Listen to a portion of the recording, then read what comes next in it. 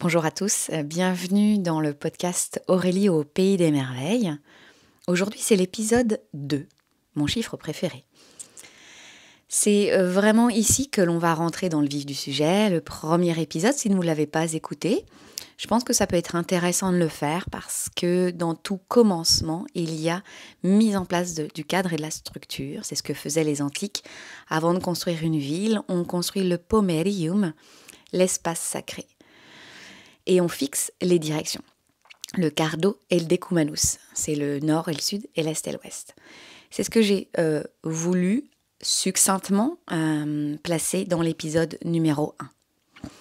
Et je vous pose aussi des questions pour que vous puissiez établir votre cardo decumanus au milieu de votre pomerium. Aujourd'hui, dans cet épisode, nous allons parler du corps et plus particulièrement du rapport au corps. À la fin de cet épisode, vous allez sortir votre carnet et vos crayons, et votre crayon. Je vous poserai des questions.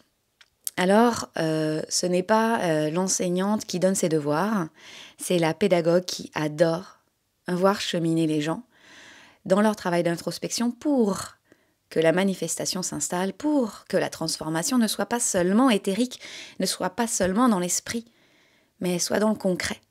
Que quand au bout d'un moment, au bout de 3, 4, 5, 6 mois, on regarde dans le rétroviseur et on se dit « Wow, ouais, je me suis transformée, il y a du changement dans ma vie. » D'accord ? L'écriture permet l'expression au sens littéral du terme, permet de regarder les choses. Et pour moi, l'écriture, vous pourrez le faire en écriture, en parlant à voix haute, comme si vous me parliez, si j'étais devant vous. Ça ne me fait aucun souci, bien sûr, c'est ce que je fais. Moi, je parle à voix haute très très souvent pour créer du détachement, pour que le discernement s'installe. Bon, je parlerai de l'écriture plus tard, parce que là, je m'emballe. Alors, aujourd'hui, le rapport au corps, bien sûr, qu'Aurélie Langlais va mettre en avant le corps, parce qu'Aurélie Langlais, elle a commencé à s'exprimer à travers le corps. J'ai commencé la danse classique à l'âge de 5 ans, parce que j'avais un grand besoin d'expression. Je devenais de plus en plus introvertie et ne trouvais pas mon moyen de m'exprimer. Et ma maman a trouvé cette façon pour moi. Et ça a été une révélation et ça l'est toujours. Donc on va parler surtout aujourd'hui du rapport au corps. Donc comme dans toute magnifique dissertation, on place le sujet en haut de sa feuille et on regarde les mots. On décortique, mais pas pour diviser, d'accord ? Pour faire sens. Donc d'abord le mot rapport, je vous invite à vous demander ce que c'est pour vous, le mot rapport. Moi, je me suis posée dans mon jardin et je me suis dit, alors aujourd'hui Aurélie, le mot rapport ça signifie quoi ? Et pour une fois, il n'y a pas eu de l'étymologie au sens propre à venir direct, mais vraiment des mots comme être en lien, être en connexion. C'est je suis en rapport avec mon corps, je suis en rapport avec une situation, avec quelqu'un, avec un objet. Il y a connexion qui s'installe, d'accord ? Et il y a interaction, coparticipation. Je pense que c'est un néologisme, mais bon. Donc interaction, coparticipation, parce que ce n'est pas seulement que je suis en connexion du regard avec quelqu'un ou quelque chose, ou que je sais que ça existe, que c'est dans mon champ de vision, mais j'interagis avec. Vous voyez, il y a création avec cette chose ou cette situation pour moi, quand je suis en rapport avec. Avec mon corps, je suis en coparticipation. Et j'aime beaucoup mon néologisme de coparticipation parce qu'il met les deux entités sur un même niveau. Il n'y a pas Aurélie, son mental, sa conscience supérieure à son corps. Non. Le corps et Aurélie font partie de la même entité et en fait, c'est comme des parties d'un puzzle. S'il manque une partie de mon puzzle, ça vous est tous arrivé que vous cherchez cette fameuse dernière partie de votre puzzle, cette dernière pièce, et vous ne la trouvez pas et votre puzzle, il est moche. Franchement, ça ressemble pas à un puzzle, il manque un truc, quoi. Donc, voilà. Il y a le rapport et la connexion sur un même pied d'égalité. Quand je suis avec mes clientes, je suis en coparticipation. Je suis en lien avec elles, je suis en lien pédagogique avec elles. C'est pas l'enseignante supérieure, mais l'accompagnante, la mentor qui regarde, qui guide, et puis après, je laisse faire la magie. Donc voilà, pour le mot rapport. Pour le mot corps, il y a, pour moi, dans mon chemin, des moments de contraction avec ce corps. Et les textes anciens, mes formations m'ont permis d'allier, d'unir la petite Aurélie quand elle était jeune et la petite Aurélie qui est moins jeune. Parce qu'au fil des ans, je me suis perdue dans ce rapport au corps. Et les textes anciens m'ont permis de mettre sens et de faire comprendre à mon mental que la petite Aurélie, elle avait déjà tout compris. Et en fait, ce n'est pas un corps, mais des corps. Nous sommes des êtres pluriels, pour moi. Et le but, pour moi, aujourd'hui, c'est de recoller les morceaux et de faire sens pour avancer et de me propulser dans la vie. Donc dans les textes, nous avons un corps physique, le plus dense, celui que l'on peut toucher. Vous pouvez le toucher là en ce moment. Moi là, je touche mes cuisses, mes genoux. Le corps physique, vous avez votre corps énergétique, émotionnel, mental et spirituel. Je ne vais pas détailler les corps, les koshas, comme on dit en sanskrit, aujourd'hui. Si ça vous parle, on pourra le faire si vous le souhaitez. Le but étant, aujourd'hui, c'est de ne pas diviser, mais de relier. D'accord ? Et pas de voir chaque étape, mais voir ce qu'il vient aujourd'hui. D'accord ? On est vraiment plutôt dans le côté intuitif, ce qui ressort aujourd'hui. Moi, j'ai plutôt été placée, je me suis souvent placée dans les corps éthériques, les corps invisibles. Et j'en perdais ma connexion avec le terrestre, le physique. Alors que mon corps d'expression primaire, c'est mon corps physique. Donc il y avait dissonance. Vous voyez, voilà, la dissonance, tout est dit dans le mot dissonance. Et plus je vais dans mon corps physique, plus mes autres corps s'expriment et s'impriment.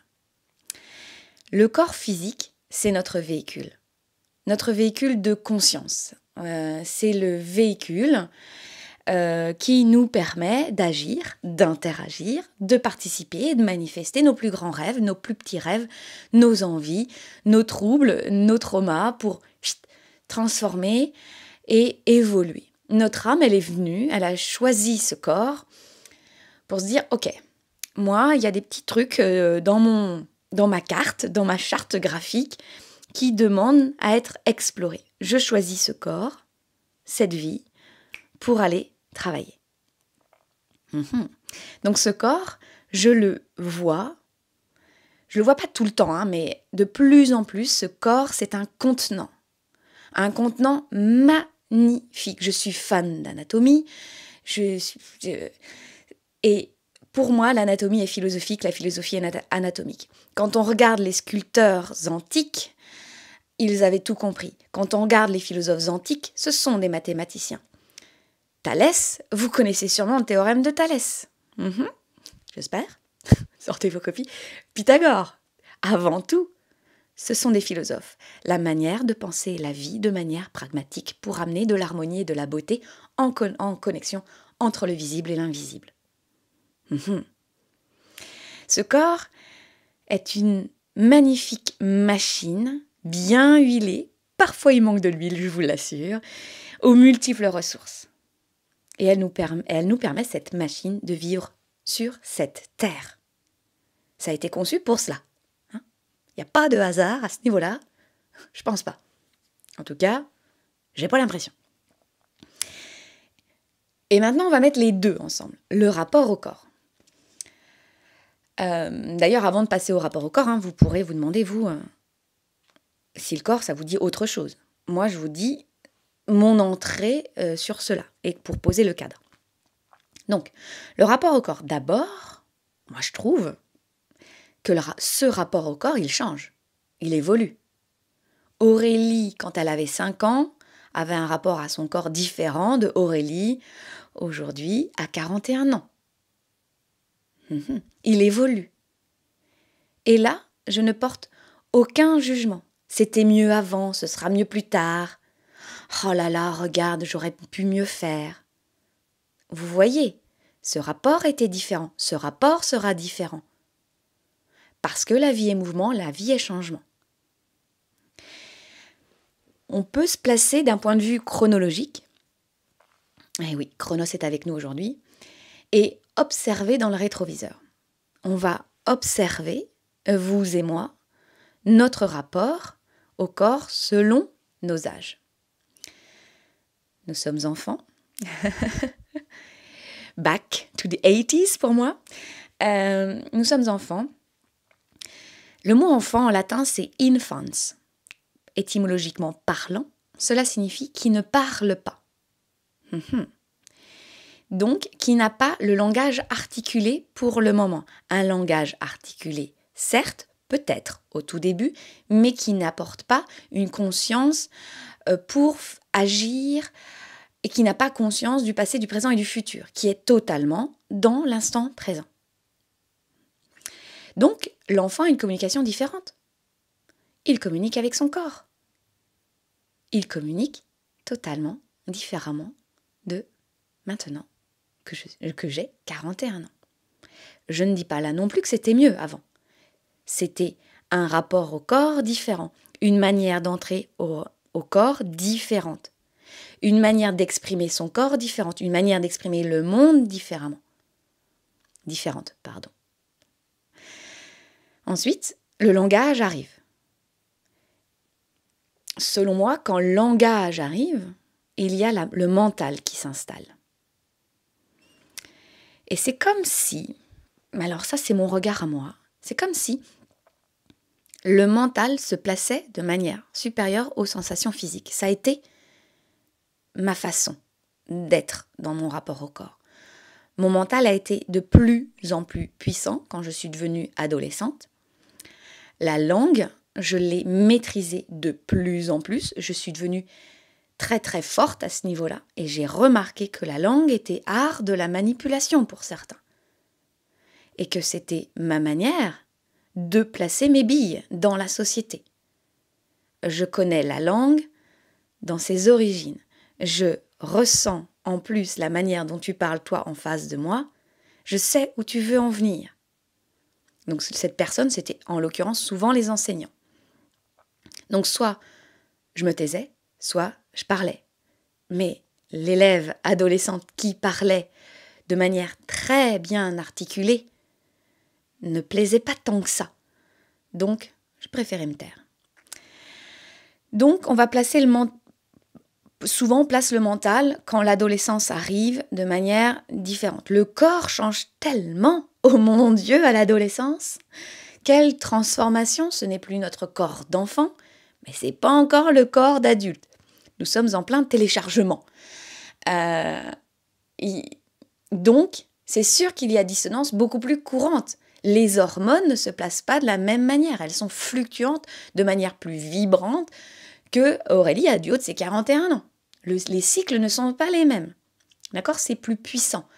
Et c'est pour ça que les interactions sont très électriques, plus vibrantes aussi. C'est pour ça que moi, j'aime particulièrement travailler dans mon monde d'éducation nationale avec les adolescents, parce que c'est vivant, c'est direct. Voilà. Alors c'est très facile à dire quand on est enseignant, quand on est parent, c'est peut-être pas la même chose. Mes enfants n'ont pas encore cet âge. Je vous ferai un podcast là-dessus alors quand ils auront cet âge. Et quand je regarde dans le rétroviseur ce corps, quand le langage est arrivé, quand la conscience s'est installée, quand l'adolescence est venue s'installer avec un corps qui a changé, eh bien, on le cache, on le contrôle, ou on le met totalement en avant. Vous voyez, il y a comme des extrêmes qui s'installent. C'est moins fluide. On ne sait plus quoi faire avec ce corps. Je l'aime pas. Ah, il l'aime bien, bah moi je vais bien l'aimer. Ah, je vais mettre ces affaires-là, ça va mieux marcher. Je vais faire plein de sport. Oh non, je laisse tomber. Je vais manger plein de chocolat. Bien sûr, je caricature, vous voyez ce que je veux dire. Mais c'est pour vous montrer. Souvent, on a besoin de placer les extrêmes pour aller se placer dans notre équilibre. Hein. Mais est-ce qu'on l'écoute, notre corps? Est-ce que quand on avance, on l'écoute? Là, je laisse le silence s'installer pour voir si vous écoutez votre corps. Parce que je suis d'avis que notre corps nous parle. Oui, mais comment il nous parle, Aurélie? Tu crois qu'il va nous sortir les mots et les 3 paragraphes? Mais non! Est-ce que le corps a ce langage articulé? Quel est le langage de votre corps? Je vous dis ça et mon ventre gargouille. Oui, il commence à avoir faim. Mon ventre gargouille, bien que je sais très bien que quand ça gargouille, ce n'est pas que j'ai faim, mais c'est que ça crée de l'espace dans ma digestion. On en parlera plus tard, Aurélie. Le corps parle en sensations. Ces mots, ce sont ses sensations. Et ces mots évoquent des mots MAUX. Alors, on n'est pas obligé d'en voir des grands dramas, on n'est pas obligé d'être des drama queens, des drama kings avec le mot trauma. Hein? Un trauma, c'est un nœud qui s'est installé. D'accord? Il y a eu interaction avec le monde extérieur et monde intérieur qui, hop, incompréhension, blocage, protection. D'accord? Il faut bien remettre les choses à leur place. Je trouve que on parle du mot trauma comme si on avait dû vivre des choses très difficiles. Je pense qu'il est intéressant de remettre les choses en équilibre. Le trauma n'est pas obligatoirement catastrophique et, vous voyez, mais c'est catastrophique pour la personne qui l'a vécu. Rebalançons les choses. Donc il nous parle. Et je ne sais pas quel âge vous avez, d'ailleurs je suis très curieuse de qui m'écoute, mais est-ce que vous écoutez votre corps? Est-ce que vous savez les sensations de votre corps? Est-ce que quand vous étiez petit, il vous parlait différemment que quand vous étiez ado? Et que maintenant vous avez 25 ans, 30 ans, 60 ans? Que vous êtes un garçon, que vous êtes une fille? Que vous êtes seul, que vous êtes en couple? Que vous êtes divorcé, veuf? Que vous avez une maladie chronique?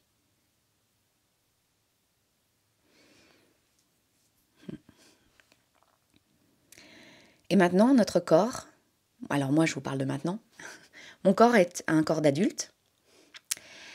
Quel est mon rapport avec ce corps aujourd'hui? Parce que ce corps a vécu des choses, il a appris des choses, et puis il a cru des choses vraies qu'il est en train de déconstruire. Moi, par exemple, j'ai 41 ans, j'ai vécu seule, je vis maintenant en couple, j'ai 2 enfants, donc ce corps a vécu 2 grossesses, ce corps a vécu la danse classique, avec une force puissante. Ce corps a vécu les spectacles, ce corps a vécu les tutus que l'on sert, ce corps a vécu les mesures que l'on prend chaque mois pour voir si j'avais maigri. Ce corps a vécu la comparaison. Ce corps a vécu l'alimentation différente selon les âges. Et il a cru ce qu'on lui a dit. Il a entendu ce qu'on lui a dit de lui. Ah, tu es petite. Ouh, tu n'as pas beaucoup de poitrine. Et alors là, j'ai vécu des dissonances, je peux vous le dire. En étant adolescente, les garçons n'aimaient pas les petites poitrines, et à la danse, on adorait les petites poitrines. Et je me suis dit, bon, qu'est-ce qu'on fait? Faut me dire? Ben non, faut pas me dire. Qu'est-ce que tu aimes, toi, dans ton corps? J'ai préféré la danse. Voilà. Il y a du paradoxe. Il y a de la dissonance. Il y a de la contradiction. Il y a de la dissension entre ce que l'on vit et ce que l'on veut parfois dans ce corps, avec ce corps. J'ai observé des dissensions entre ce que je vis et ce que veut mon corps.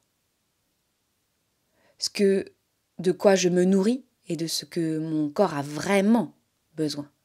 De ce que j'ai cru savoir que c'était bon et que finalement mon corps maintenant n'en a plus besoin, n'en veut plus. Parce que ce corps évolue, mon rapport au corps évolue. La femme avant grossesse, puis après grossesse, n'est pas la même. En plus, j'ai enchaîné 2 grossesses. Donc, cette temps de transition entre les deux, pour moi, a été bouleversante. Ensuite, 2e grossesse, j'ai eu un spectacle qui s'enchaînait, un spectacle de danse. Donc, est-ce que j'ai écouté mon corps? Est-ce que j'ai écouté le corps des autres? Parce que quand nous sommes en postpartum, nous sommes en vrai lien, du vrai de vrai avec l'enfant, avec le bébé. J'allaitais le bébé. Donc on est relié chimiquement, hormonalement avec une autre personne. Faire un spectacle quand on sent qu'il faut aller allaiter, c'est vraiment très particulier.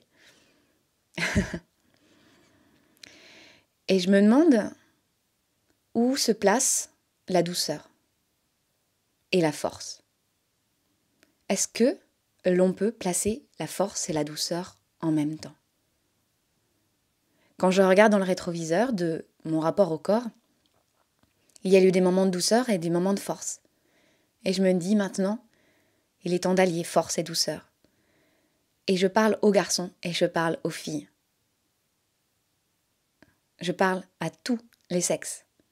Je parle à toute entité sexuelle, à toute identité sexuelle qui bouge, qui change. La douceur et la force se placent en chacun et en chacune de nous.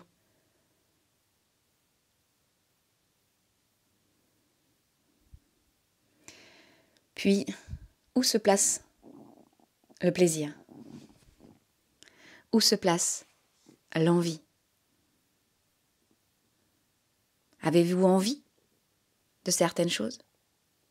Réalisez-vous ces envies avec votre corps? Est-ce que vous faites plaisir à votre corps? Et est-ce que vous prenez du plaisir avec votre corps? Est-ce que vous prenez soin de votre corps? Alors là, je me pose la question à moi-même aussi. Quand je travaille, j'en oublie mon corps. Ça me demande des efforts de revenir à lui. Il me parle, Je le connais bien maintenant. On se connaît bien, lui et moi, depuis quelque temps. Et parfois, ma tête me dit « Non, mais Aurélie, t'as du travail à faire. Vas-y, reste à ton bureau et enchaîne. » Vous voyez, je suis ce genre de pita, de feu. Enchaîne, on y va. Puis tu vas être super contente après. Sauf que je suis épuisée. Et puis c'est beaucoup moins fluide. Donc maintenant, dans ma journée, il y a comme des temps de suspension et des temps d'introspection et des temps de mouvement, des temps de je vais boire de l'eau, je vais bouger, je mets de la musique, je danse, je vais marcher au bord de l'eau, je vais prendre l'air, je vais aller ramasser les noix, les marrons, en ce moment c'est la période dans mon jardin. Et maintenant, je ne me le dis plus, je ne le fais plus, en étant coupable. Dis donc, tu perds ton temps. Tu perds ton temps, Aurélie, t'as autre chose à faire, quoi, mince. Non, mais maintenant, les verbes ont changé de place. En tout cas, c'est pas encore parfait. Je suis en cours de téléchargement aussi. Il y a 3 verbes dans notre vie. Être, faire, avoir. Avant, j'étais sur avoir, faire et être. Après, il y a eu faire, avoir, être. Maintenant, j'essaye de placer le être en premier. Ou même, maintenant que je vous parle, je les mets dans un cercle. Ils circulent ensemble. Tout est possible ensemble. Dernièrement, j'en parlais avec des latinistes. Il n'y a pas à se dire « Ah, mais parce que machin et machine font être d'abord que c'est mieux. C'est quand même beaucoup plus classe. » Non, on a nos chemins de vie. D'accord ? Moi, je vous donne ma façon d'être et de faire et d'avoir. Et je vous demande d'observer. Et c'est pas parce qu'Aurélie dit « Oh là là, elle met être, faire, avoir dans un cercle qu'il faut le faire. » Non, si vous êtes à un moment donné où il faut faire, regardez comment vous faites. Avec plaisir, avec envie, avec douceur, avec force. Et je ne mets aucune connotation négative sur la force. Oh que non! On en a besoin de cette force d'action, cette force de résilience, cette force de connexion. La force, c'est bon, c'est puissant. On en a besoin. Et c'est bon d'être fort. Vous voyez, quand je parle de mots, il faut les regarder dans leur entièreté. Et les regarder aussi avec les connexions et les connotations qu'on leur a placées dessus. Ces fameuses étiquettes qu'on place aux mots, les mêmes que l'on place sur soi. Voilà. Maintenant, vous allez pouvoir sortir vos petits crayons et votre carnet. Je me bois un petit thé. Petite tisane. Alors, 3 questions. Bien sûr, pour les élèves qui m'écoutent, vous savez qu'il y a une question, puis il y a sûrement plein de questions à l'intérieur. Les fameux petit A, petit B, petit C. Alors, première question. Ce qui est cool, je me dis, avec le podcast, c'est que vous pouvez faire pause, écrire et puis noter. C'est bien ça. Alors, première question. Écrivez le rapport que vous avez avec votre corps selon les saisons de votre vie. Écrivez le rapport que vous avez avec votre corps selon les saisons de votre vie. Alors ça peut être des mots, ça peut être des dessins, des phrases, des situations, des souvenirs. Et quand je dis les saisons de votre vie, c'est un peu ce que j'ai fait. Enfant, adolescence, adulte. Les saisons de votre vie, c'est aussi quand vous avez par exemple été enceinte, quand vous êtes devenu père, quand vous avez perdu un proche, quand vous avez déménagé. On a différentes saisons de notre vie. Quand vous avez perdu du poids, quand vous en avez repris, quand vous avez changé d'alimentation, quand un tel vous a dit que vous étiez grosse et que vous l'avez pris en pleine figure, quand vous avez vécu votre premier rapport, voilà. Ça, c'était la première question. D'ailleurs, dans cette première question, vous écrivez, vous dessinez sans aucun jugement, sans aucune culpabilité. Vous pourriez vous mettre un post-it quand vous écrivez, et vous mettez sans jugement, sans culpabilité. D'accord ? Bien sûr qu'il y en aura. Hein. Je vous dis pas qu'on est parfait. Hein. Et puis c'est pas être parfait. Hein. C'est pas ça qu'on recherche. Mais de vous observer de plus en plus dans ce lien au jugement et à la culpabilité. Parce que plus vous allez l'observer, plus il va se détacher. Deuxième question, mes chers, c'est parti. Savez-vous comment votre corps vous parle ? Vous allez me dire oui et non. Et après, on y va, en détail. D'accord ? Comment votre corps vous parle ?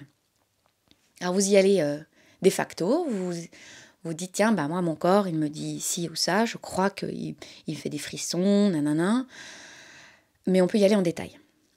Et on aime ça, les détails. Parce que plus vous êtes précis, plus vous êtes conscient. C'est ma façon de voir.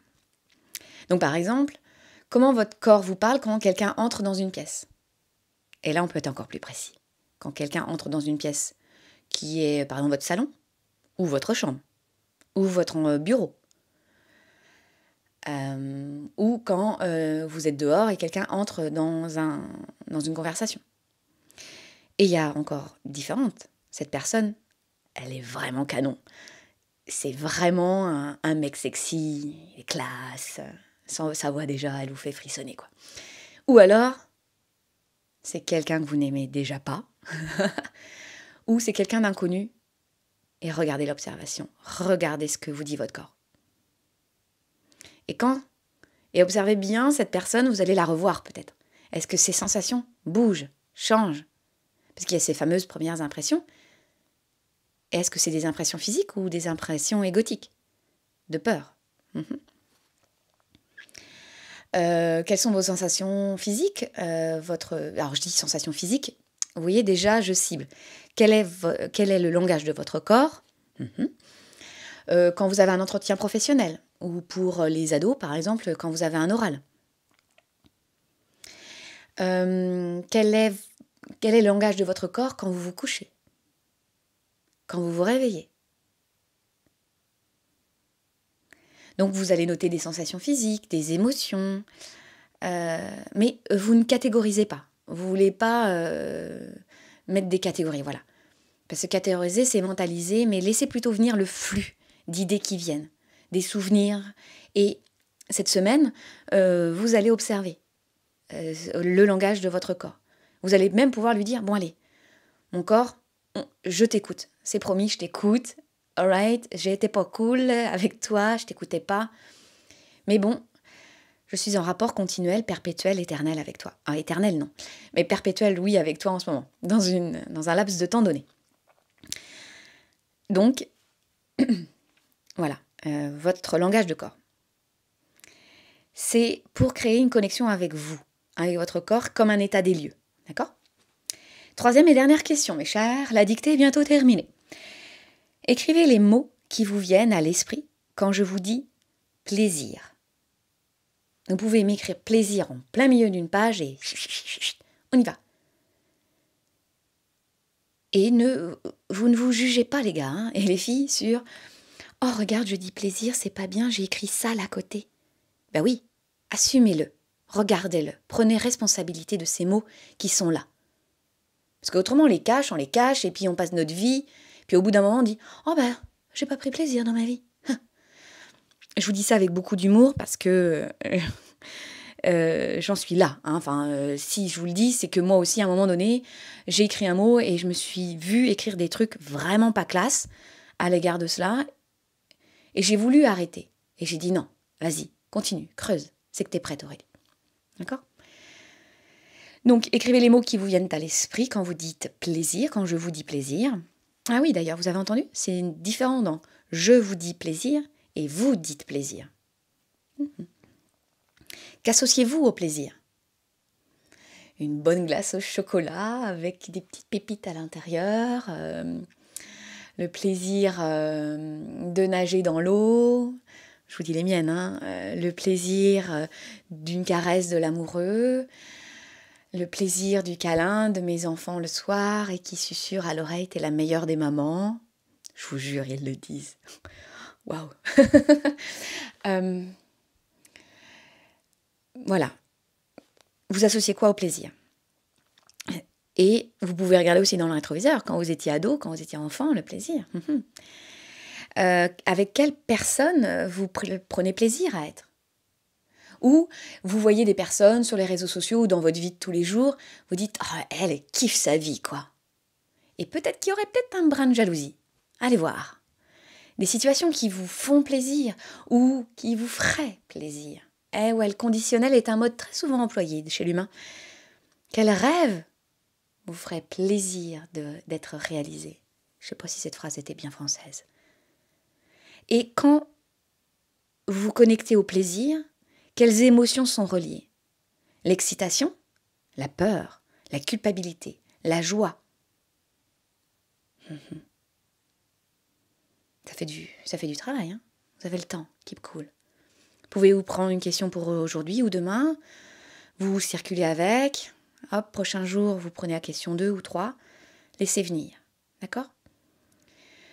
On y va. Donc moi, ça m'a fait un réel plaisir d'être avec vous sur ce podcast sur le rapport au corps, cet épisode numéro 2.